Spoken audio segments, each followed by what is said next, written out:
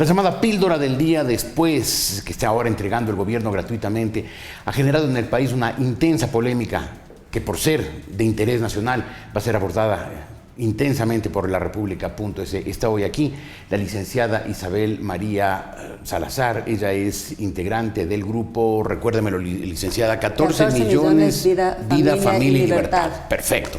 Ustedes se oponen a esto de la píldora del día después, ¿por qué? A ver, primeramente pienso... Buenos días. Buenos días. Muchísimas gracias por invitarnos. A usted por aceptar. Que son estos espacios de socialización los que verdaderamente se tienen que fomentar. Nosotros somos 14 millones, es una iniciativa auténticamente ciudadana. Hemos recolectado 42.000 firmas en distintos temas, entre esos está la ley del registro civil, pero el día de hoy nosotros también tenemos un pronunciamiento en torno a las políticas de Estado en temas de salud. ¿Qué es lo que busca 14 millones? Que sean todos los actores políticos, todos los actores sociales que sean considerados, que sean llamados a dar su opinión cuando se dan políticas de este calibre, ¿no? Que tocan verdaderamente la intimidad y la educación tan sensible al tema sexual que corresponde a la familia. Entonces queremos que la familia tenga una voz pública, que sea escuchada.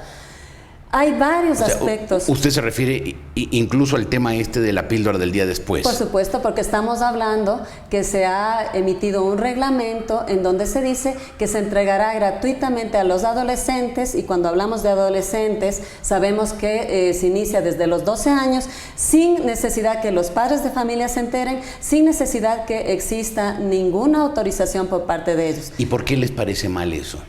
A ver, primeramente, la Constitución, ¿no es cierto?, garantiza que los padres de familia tienen el derecho de educar a sus hijos conforme a sus propios valores éticos, morales, en absolutamente todo.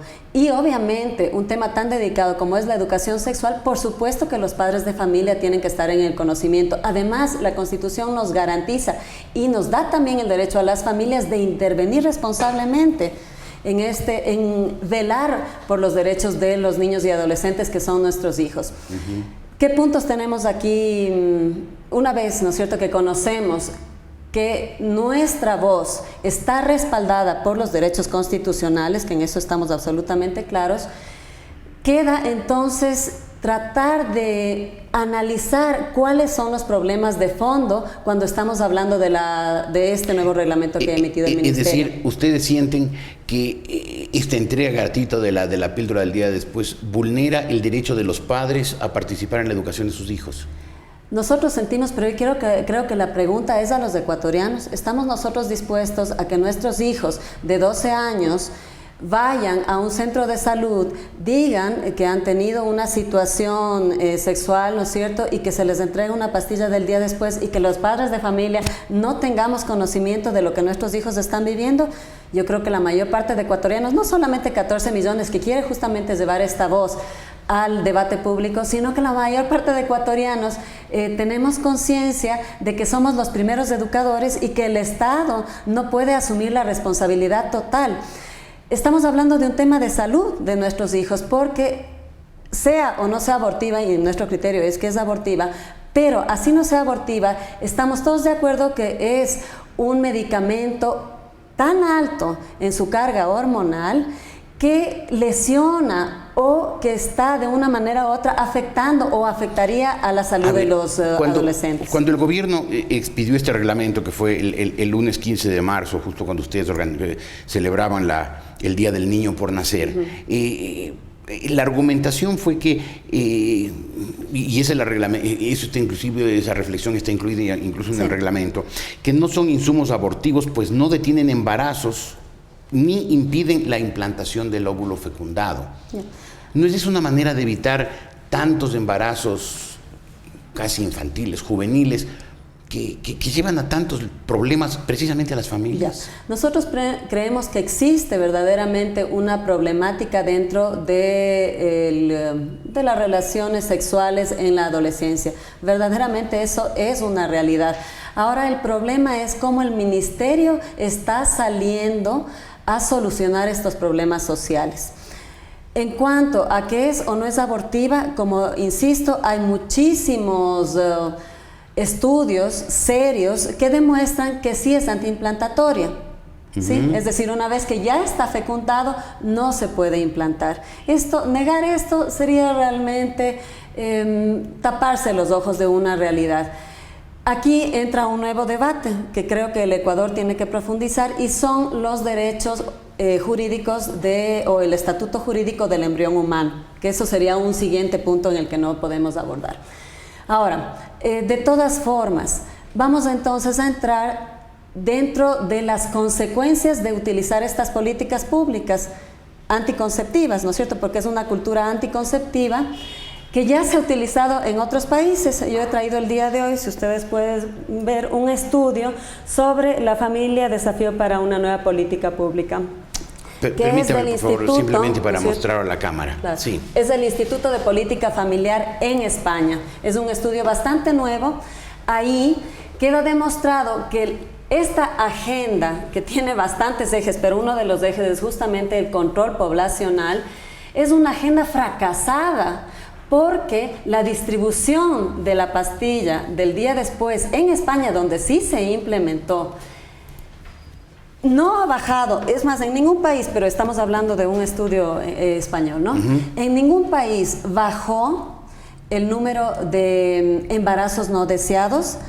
Y no bajó tampoco el número de abortos, sino que incrementaron. De hecho, a España se le dice que es el abortadero de Europa, el abortuario de Europa, ¿no? Y en España, por otro lado, en España también la entrega de la píldora es gratuita. Por supuesto, es que estas son políticas que no nacen de nuestra cultura ecuatoriana ni de nuestra capacidad de revisar el problema de una manera integral. O sea, ¿no? usted dice, somos copiones y encima copiamos lo que no debemos.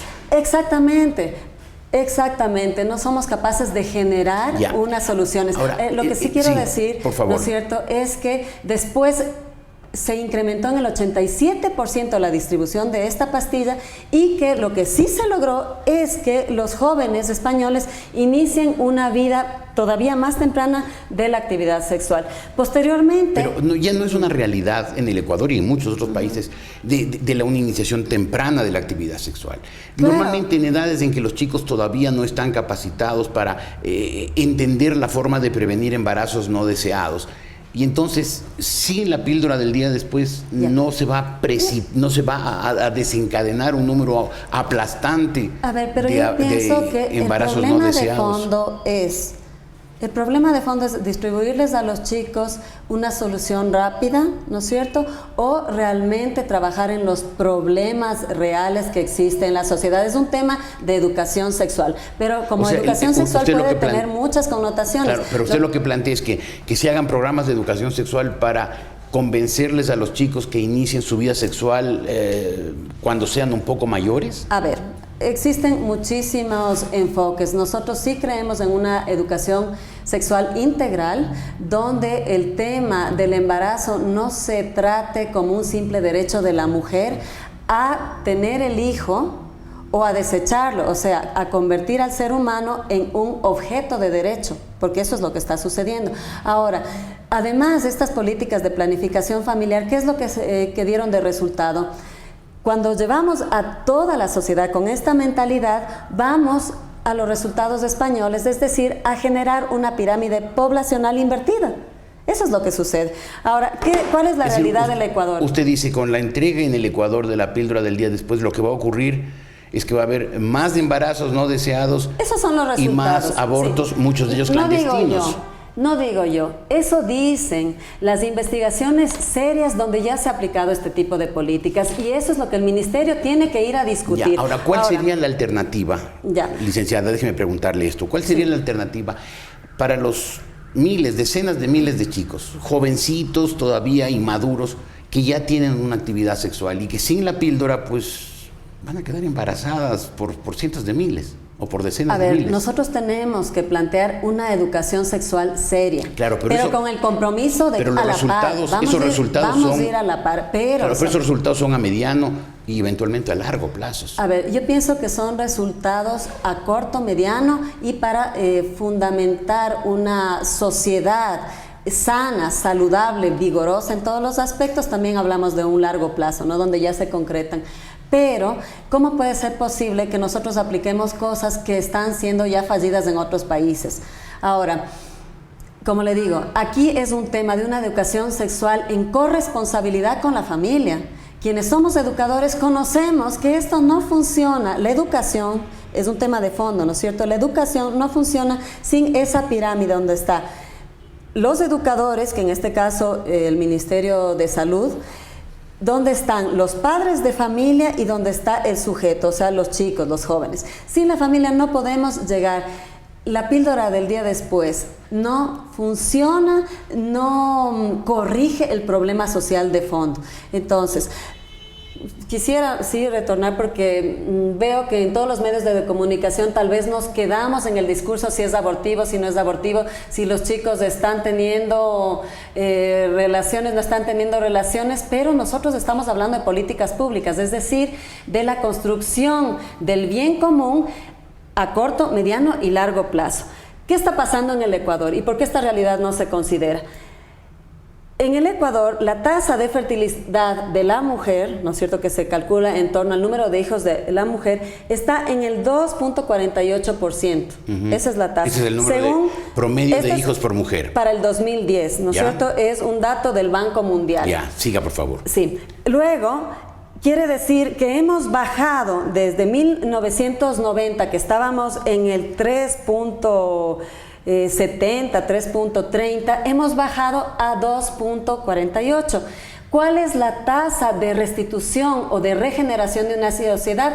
2.1%. Es decir, estamos en un declive abismal. Estas cosas también se tienen que tomar en cuenta, porque si una sociedad no es capaz de regenerarse, si estamos hablando de planificación en general, resulta que vamos a tener un país como los europeos envejecidos sin capacidad de manejar ni siquiera la asistencia pública, porque no pueden sostener en términos económicos, donde comienza a crecer una población adulta de más allá de los 65 años y entonces ocurre un tsunami estructural de la sociedad. Estos temas también tenemos que tomar en cuenta. Esa es una realidad europea. En efecto, hay países donde hay decrecimiento poblacional, pero en cambio hay países de América Latina, entre ellos el Ecuador, que tienen tasas todavía altas de crecimiento poblacional, superiores incluso, según dicen muchos, a la capacidad de la sociedad y de su economía de absorberlas. No, a ver, yo pienso que esa es una visión sesgada. Yo estoy dando datos, sabemos que estamos decreciendo, eso es un tema serio, eso es un tema de salud pública. Usted dijo que se requiere que sea 2,1. 2.1. La tasa y lo que verificamos en este momento, 2.48, pero lo que vimos es que la tendencia no es un poco relativa, sino que es un punto crítico hacia abajo, es una pendiente. Todavía estamos 0,30 y algo % de la tasa de mantenimiento de la población. En todo caso, lo que es interesante aquí es ver que estamos cogiendo un modelo, replicando un modelo que tiene unos resultados concretos. Ya. ¿Sí? Y entonces lo que ustedes plantean es que se analice el tema de fondo. Se analice el tema de fondo, pero que por ahora se suspenda el reglamento de la entrega de la pastilla el día después. ¿Por qué se debe suspender la entrega, ¿no es cierto?, de esta pastilla para los adolescentes de manera gratuita? Porque tiene que haber una autorización de los padres de familia para tratar temas de conducta. Entonces la idea sería reformar el reglamento. Suspender que si es que los en padres, el tema de la adolescencia. Pero que si los padres autorizan, se entregue. A ver, yo pienso que aquí no se trata, porque tendríamos que decir que padre autoriza. Perdóneme que le apriete, pero es el tiempo. Sí, por supuesto. Creemos que el Ministerio de Salud tiene que frenar este reglamento, ¿no es cierto?, retirarlo, iniciar un verdadero debate, un verdadero diálogo nacional, llamando a los actores como los padres de familia. Yo llamo a los colegios fiscales, a los colegios privados, a las familias a que asuman su responsabilidad, que hagan consejos y que se pronuncien si ellos están dispuestos, si a ellos les parece una política acertada, el que los menores de edad, a quienes prohibimos que se les venda cigarrillos, no se les puede vender a los menores de edad, que se les venda con absolutamente, que se les regale. Y si eso de lo nacional resultara que la mayoría de la población está de acuerdo que a los adolescentes se les entregue la píldora después, del día después, ¿ustedes lo aceptarían? Pues yo pienso que quien manda es el pueblo. Entonces, aquí lo que hay que defender es la democracia. La democracia se defiende si las familias asumen su responsabilidad. Creemos que es abortiva, también hace falta un debate serio si realmente es o no es abortiva. Y por último, va contra la objeción de conciencia, que es uno de los derechos garantizados en la Constitución de los servidores públicos, porque si en un supuesto llega una menor de edad donde una persona, un servidor público que ha jurado la defensa y la defensa de la vida desde la concepción y la integridad de las jóvenes, porque esto es una bomba hormonal, ellos se ven obligados. Entonces estamos también yendo contra ese principio que es constitucional. Creo que ha quedado claro su punto de vista. Y es un negocio redondo. Piensen, un Estado que está comprando a una farmacéutica, es un negocio redondo. Entonces yo pienso que aquí hay muchos intereses, necesitamos un debate serio. La ministra es feminista y por lo tanto este tipo de políticas corresponden a una óptica del feminismo radical y a un modelo de Estado centralista, estatista, donde no hay diálogo ni espacio para la ciudadanía. Isabel María Salazar, muchas gracias por haber estado hoy aquí. Ella es la representante del grupo 14 millones, Vida, Familia y Libertad.